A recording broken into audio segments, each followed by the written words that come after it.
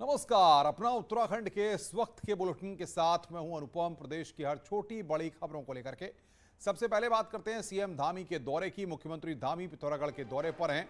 आज वे अपने पैतृक गांव डीडीहाट के हड़खोला में हैं। सीएम अपने परिवार के साथ गांव में पहुंचे हुए हैं। इसके पहले सीएम धामी ने शुक्रवार को पिथौरागढ़ में 126 योजनाओं का लोकार्पण और शिलान्यास कर विकास की सौगात दी। योजनाओं की लागत 344 करोड़ है। सीएम ने कहा कि योजनाएं विकास में मील का पत्थर साबित होंगी। तो पिथौरागढ़ के दौरे पर मुख्यमंत्री पुष्कर धामी हैं। 3 दिनों का ये दौरा है मुख्यमंत्री का और इस दौरान परिवार के साथ वो वहां पर पहुंचे हैं। डीडीहाट के हड़खोला में सीएम धामी वहां पर हैं, जहां पर पिथौरागढ़ को विकास की सौगात यहां पर मुख्यमंत्री देने पहुंचे हैं। तो ये हम जानकारी दे रहे हैं आपको। 3 दिन का सीएम धामी का ये दौरा है।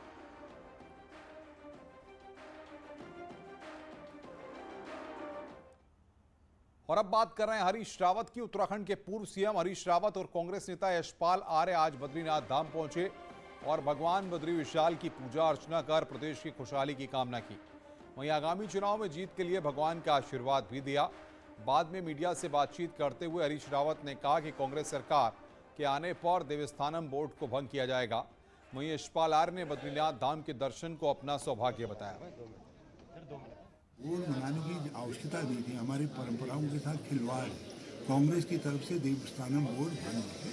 कांग्रेस सत्ता में आएगी तो पहला काम यही। बोर्ड की स्थापना में उनका कहीं पर इतनी सहभागिता नहीं रही है, ये जबरन ठोक दिया गया है। तो इससे निजात पाने के लिए हम सब मिलकर आगे 2022 का चुनाव है, हम उसे भंग भी करेंगे और उनकी आस्था करोड़ों करोड़ जनमानस की आस्था और विश्वास को भी हम बनाए रखेंगे। आगे बढ़ते हैं। हल्द्वानी से कांग्रेस की कद्दावर नेता इंदिरा हृदयेश का उत्तराधिकारी कौन होगा, इस पर पूर्व सीएम हरीश रावत ने सस्पेंस बढ़ा दिया है। ऐसे में इंदिरा के उत्तराधिकारी का सवाल एक बार फिर गर्मा गया है।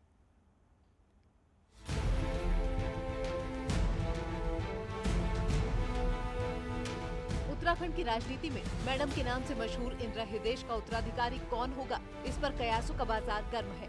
इंदिरा हृदयेश के निधन के बाद विधानसभा चुनाव में हल्द्वानी से कांग्रेस का टिकट पाने को कई दावेदार हैं और इस रेस में इंदिरा के बेटे सुमित का नाम सबसे आगे है। लेकिन कांग्रेस सुमित को हल्द्वानी से अपना प्रत्याशी बनाकर इंदिरा का उत्तराधिकारी बनाएगी या नहीं, इस सवाल को कांग्रेस कैंपेन कमेटी के अध्यक्ष और पूर्व सीएम हरीश रावत ने अपने जवाब से पेचीदा बना दिया है। मुझसे पूछा गया कि इंदिरा जी के काम को कौन आगे बढ़ाएगा। मैंने कहा देखो बेटा है, सुमित एक काम करता है तो सुमित को उनके काम को आगे बढ़ाएंगे। तो काम को आगे बढ़ाने का अर्थ चुनाव से नहीं होता, उसका अर्थ होता है जो सामाजिक जीवन के उनके कर्तव्य थे, उन कर्तव्यों को बेटा और बेटी तो आगे बढ़ाते हैं, वही करते हैं आगे। और जब वो कर्तव्य आगे बढ़ाते हैं तो जनता आशीर्वाद देती है। बहुत सारे निर्णय हमारे हाथ में नहीं होते, वो जनता के हाथ में होते हैं। गौर करने वाली बात यह है कि इंदिरा के निधन के बाद कांग्रेस के वरिष्ठ नेता और हरीश रावत के बेहद करीबी गोविंद सिंह कुंजवाल ने सुमित हृदयेश को ही इंदिरा का स्वाभाविक उत्तराधिकारी माना था। हरीश रावत ने भी कुंजवाल के सुर में सुर मिलाए थे, लेकिन अब बदले हुए सुरों के बीच सुमित अपनी जमीन मजबूत करने में दिन रात जुटे हुए हैं। जनता के लिए समर्पित होकर कुछ सेवाएं दे पाऊं, तो इसी कड़ी में ये देखिए लगातार होने वाली प्रक्रिया है। कोई अचानक कूद के अचानक जोश में करने वाला कोई कार्य नहीं है। सहजता के साथ जनता की सेवा करनी है, यही उन्होंने कहा। सुमित ने दावेदारी तो पेश कर दी है। इसके लिए इंदिरा हृदयेश के लिए विकास काम सुमित को मजबूत सहारा दे रहे हैं। ऐसे में कांग्रेस के लिए हल्द्वानी में मैडम इंदिरा हृदयेश का उत्तराधिकारी हृदयेश परिवार से बाहर चुनना कोई आसान फैसला नहीं होगा। विधानसभा चुनाव के लिए इंदिरा हृदयेश का उत्तराधिकारी कौन होगा, भले ही इसको लेकर के कांग्रेस में अभी सस्पेंस बरकरार हो, लेकिन इंदिरा अपने जीते जी अपने बेटे सुमित हृदयेश को मेयर का चुनाव लड़ाकर अपना उत्तराधिकारी घोषित कर चुकी हैं। ऐसे में कांग्रेस अध्यक्ष सोनिया गांधी का रुख देखने लायक होगा, क्योंकि अंतिम मोहर उन्हीं की लगेगी। शैलेंद्र नेगी, न्यूज़ 18 हल्द्वानी। आम आदमी पार्टी की रोजगार गारंटी यात्रा आज पौड़ी गढ़वाल मुख्यालय पहुंची है, जहां पार्टी वर्कर्स ने यात्रा का स्वागत किया।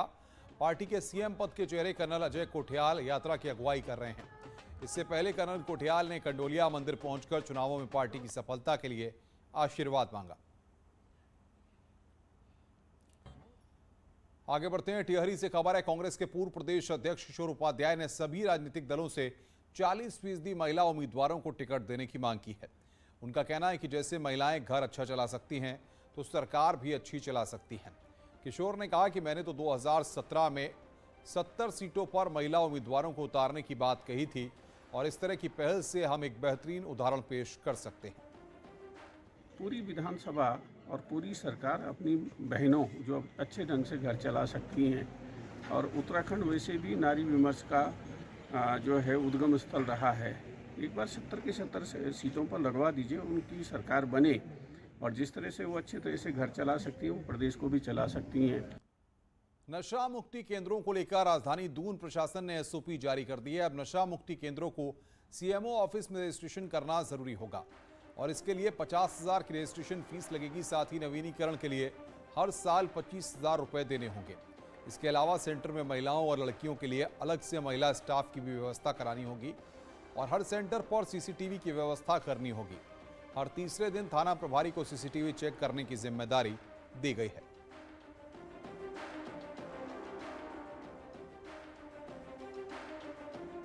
मुक्ति केंद्रों को प्रॉपर ढंग से संचालन करने हेतु भी जो है हमने ये एसओपीज जारी किए हैं। इसमें हमने कई नॉर्म्स रखे हुए हैं, जैसे कौन कौन नशा मुक्ति केंद्र खोल सकता है, उसमें क्या रजिस्ट्रेशन फीस होंगी, और नशा मुक्ति केंद्रों में किन किन प्रकारों के जो है फैसिलिटीज़ होने चाहिए।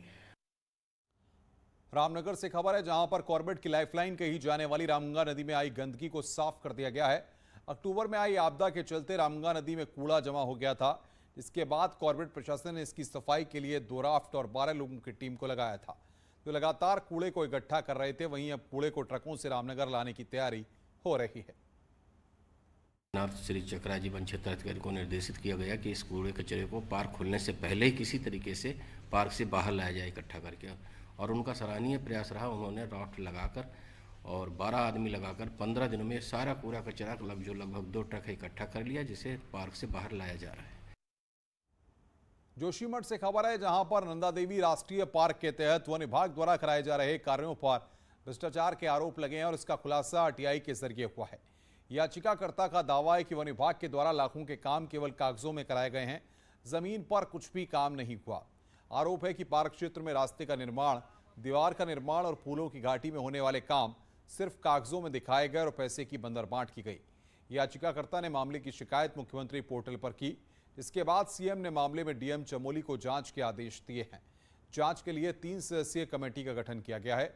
एसडीएम ने बताया कि जल्द इस पूरे मामले में बड़ा खुलासा किया जाएगा और जो भी आरोपी हैं उन पर सख्त कार्रवाई की जाएगी। इसमें लगा कि काफ़ी बड़ा कुछ संवेदनशील मामला है ये, इसलिए हमने जांच के लिए माननीय मुख्यमंत्री को लिखा। मुख्यमंत्री ने ये एसडीएम साहब के माध्यम से जांच कर दी है। अभी सब जांच के बाद जो आएगा। जांच समिति की एक बैठक हो चुकी है और दूसरी बैठक उसमें अब प्रस्तावित है, जिसमें हम सभी जो डॉक्यूमेंट्स हैं उनकी जांच करेंगे।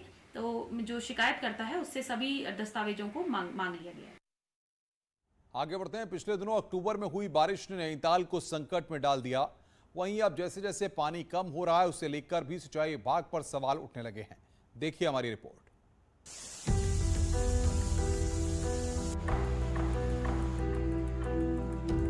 17 अक्टूबर की आपदा के दौरान नैनी झील और माल रोड पानी से लबालब हो गए थे और लबालब सड़कें डराने लगी थी। लेकिन आपदा के बाद अब तस्वीरें बिल्कुल उलट दिख रही हैं।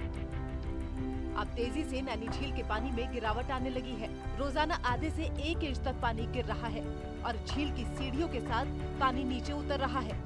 ये हालत तब है जब झील में गिरने वाले नालों से पानी आ रहा है, तो सूखाताल झील से भी पानी इसी झील में डाला जा रहा है। झील के जलस्तर में आई कमी के बाद भी सवाल सिंचाई विभाग पर ही उठ रहे हैं। पीने का पानी का सोर्स भी यही है ना, झील का पानी। तो बैलेंस करके, जैसे पिछली बार भी हमारी बात हुई थी, तो हमने कहा था कि बैलेंस चाहे वो सूखाताल का लेक है या ये लेक है, चीज़ों को बैलेंस करके चलना पड़ेगा हमें। इसमें सिंचाई विभाग की बहुत ज़्यादा कमी दिखाई दे रही है। जो पिछली बार जो हादसा हुआ है उसकी निरंतर जांच की मांग सारी जनता द्वारा की जा रही है, लेकिन अभी तक उसमें कोई जांच नहीं की जा रही है। यह एक गंभीर मुद्दा है और भविष्य में नैनीताल के लिए एक बहुत ज़्यादा खतरे की संभावना है। दरअसल नैनी झील पर्यटन के साथ नैनीताल में बड़ा पानी का स्रोत है। नैनीताल में पानी की आपूर्ति इसी झील से होती है। हालांकि रोजाना हो रही 12 MLD पानी की खपत से बने नए हालात पर सिंचाई विभाग की नजरें हैं। पानी जो पेयजल के लिए जो उठाया जा रहा है तो उस पर नियंत्रण के लिए संबंधित एजेंसीज को हम लिखेंगे, कहेंगे। बहरहाल झील के नए गेट निर्माण से पिछले दिनों बने हालातों पर सिंचाई विभाग पर जांच चल रही है। वहीं लगातार पानी कम होने से आने वाले दिनों में पानी के संकट को लेकर चिंता बढ़ गई है। वीरेंद्र बिष्ट, न्यूज़ 18, नैनीताल। स्वागत है। ब्रेक के बाद खबर टिहरी से है। विस्थापन की मांग को लेकर टिहरी झील प्रभावित ग्रामीणों का धरना लगातार जारी है और ग्रामीणों ने टीएसडीसी पर अनदेखी का आरोप लगाया है। टिहरी डैम की झील से प्रभावित ग्रामीणों का कहना है कि टिहरी डैम के लिए ग्रामीणों ने अपना सब कुछ न्यौछावर कर दिया और अब टिहरी झील के चलते गांव में भूस्खलन और भूधसाव हो रहा है। उनका आरोप है कि ग्रामीण लगातार विस्थापन की मांग कर रहे हैं, लेकिन टीएसडीसी द्वारा इस ओर कोई ध्यान नहीं दिया जा रहा। विस्थापन की मांग कर रहे प्रभावितों का कहना है विस्तारण नहीं हो जाता तब तक आंदोलन चलता रहेगा। टीआरडीसी के खिलाफ बगावत पे उतर आए हैं और आगे अब चेतावनी देते हैं टीआरडीसी को कि अगर टीआरडीसी ने जल्दी हमारी विस्थापन और पुनर्वास से संबंधित जितनी मांगे हैं वो सब पूरी की जाए। हमारे क्षेत्र को हनुमंतराव कमेटी की जितनी सिफारिशें थी उन सभी को लागू किया जाए और क्षेत्र को निःशुल्क बिजली पानी। श्रीनगर गढ़वाल में नगर पालिका प्रशासन ने मौजूदा अधिशासी अधिकारी को हटाने की मांग शासन से की है। नगर पालिका अध्यक्ष समेत सभासदों का कहना है कि 2 महीने से लापता चल रहे ईओ के कारण जरूरी काम रुके हुए हैं। ऐसे में शासन को उन्हें कार्यमुक्त कर नए ईओ को नियुक्त करना चाहिए। बता दें कि मौजूदा ईओ रोहिताज शर्मा के पास नगर निगम देहरादून के साथ नगर पालिका श्रीनगर का अतिरिक्त प्रभार है। और पहले से सूचना अधिशासी अधिकारी रोहिताज शर्मा जी को दी गई थी, तो उनके लगातार 2 महीने से अनुपस्थित होने के कारण हमारे नगर पालिका के कामों में बाधा उत्पन्न हो रही है और जिससे कि शहर के कामों में बहुत ही ज़्यादा रुकावट हो रही है और हम लोग काम नहीं कर पा रहे हैं।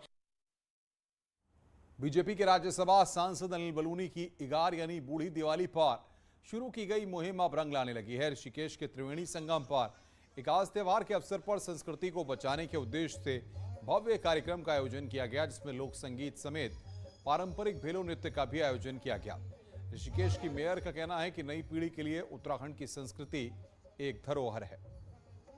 जैसे कि हमारे राज्यसभा सांसद अनिल बलूनी जी का एक अनूठी पहल उन्होंने करी कि ऐसू की बगवाल ऐसू की इगास अपने गांव, तो ये एक उसी के तहत सभी ने हमने जैसे कि हमारा ये ऋषिकेश एक गुलदस्ते के समान है, तमाम तरह के आयोजनों का यहाँ पर त्रिवेणी घाट में क्रियान्वित किया जाता है।